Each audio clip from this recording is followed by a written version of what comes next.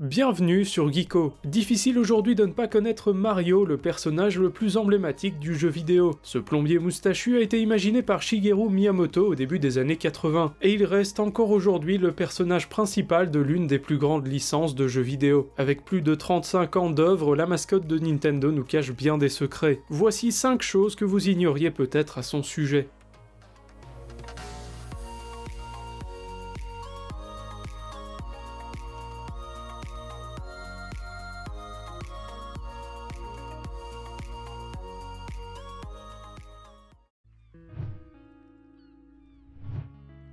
Si Mario Bros est le premier jeu qui porte son nom, Mario est en fait déjà apparu dans quelques jeux avant cela. Shigeru Miyamoto avait prévu de le nommer Mister Video, et il était en fait destiné à apparaître dans tous les jeux du monsieur. Cette appellation va vite changer dès 1981 avec la sortie de Donkey Kong, où Mario sera connu sous le nom de Jumpman à cause de sa capacité à sauter au-dessus des obstacles. Le nom sera de nouveau changé, cette fois pour devenir celui que l'on connaît tous, puisqu'il est en fait inspiré de Mario Segale, le propriétaire des locaux de la branche américaine de Nintendo à l'époque.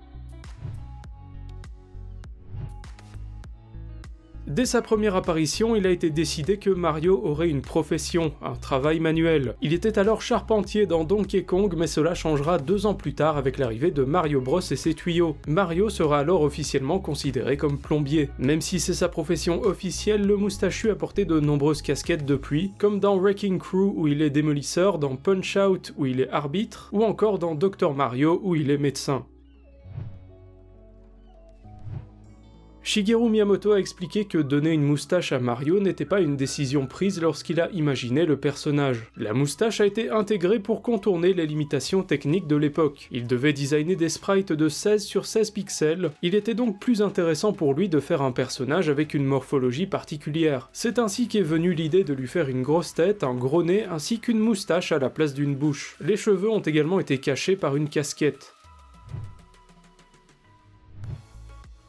Super Mario Bros 2 est sorti en 1986 au Japon. Celui-ci est une suite directe du premier, en reprenant les visuels mais avec de tout nouveaux niveaux plus difficiles. Cette difficulté va être jugée beaucoup trop élevée pour le public occidental. Nintendo va alors décider de prendre Yume Kojo Doki Doki Panic, un jeu déjà existant, et de le modifier pour en faire un nouveau Super Mario Bros 2 qui sera vendu chez nous. Le Super Mario Bros 2 original débarquera en Occident quelques années plus tard sous le nom de The Lost Levels, dans la compilation Super Mario All-Stars.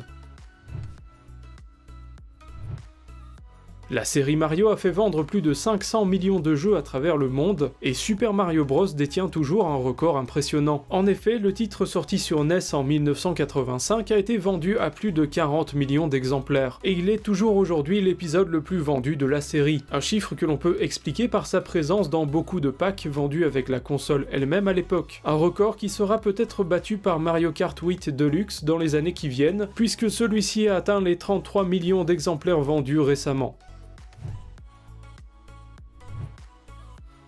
Le titre de la demoiselle en détresse principale de la série est aujourd'hui attribué à la princesse Peach. Mais cela n'a pas toujours été le cas puisque la première apparition de la princesse date de Super Mario Bros en 1985. Avant cela, Donkey Kong avait une autre demoiselle que Mario devait sauver, à savoir Pauline. Celle-ci se montre discrète depuis mais a fait quelques apparitions dans les jeux Mario vs Donkey Kong, et elle fait d'ailleurs son retour dans Super Mario Odyssey.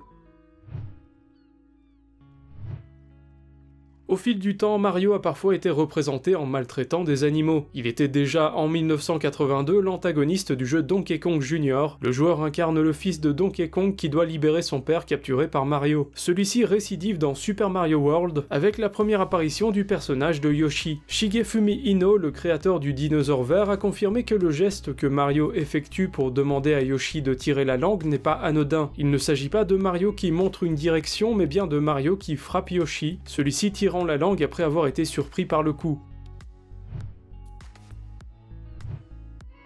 Nintendo met aujourd'hui un point d'honneur à protéger ses licences, que ce soit en termes de copyright, mais également en termes d'image. C'était déjà le cas à l'époque puisque ceux-ci sont allés jusqu'à racheter les droits de 2 films pornographiques parodiant les aventures du plombier. Super Mario Super Hornio Brothers et sa suite sont sortis en 1993 et vont être très rapidement rachetés par la firme pour empêcher toute diffusion. Les 2 films vont ensuite tomber dans l'oubli, un peu comme le film officiel sorti la même année.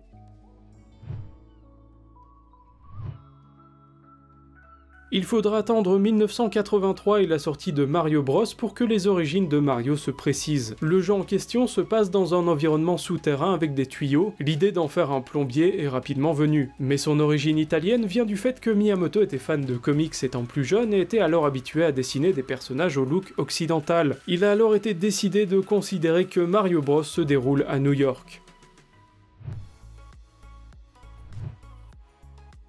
Mario est le premier personnage de jeu vidéo à avoir une rue à son nom, puisqu'il existe une avenue Super Mario Bros. Dans la banlieue de Saragosse, dans le nord-est de l'Espagne. Celle-ci a été inaugurée en 2010 pour fêter les 25 ans de la série, mais Nintendo n'y est pour rien puisque la décision a été prise par les habitants de la rue eux-mêmes. Une population plutôt jeune encouragée par le gouvernement espagnol, puisque ce projet avait pour but de soutenir les jeunes à faire leur premier achat immobilier. N'hésitez pas à nous dire dans les commentaires si vous avez appris des choses ou si vous êtes déjà incollable sur le plombier de Nintendo.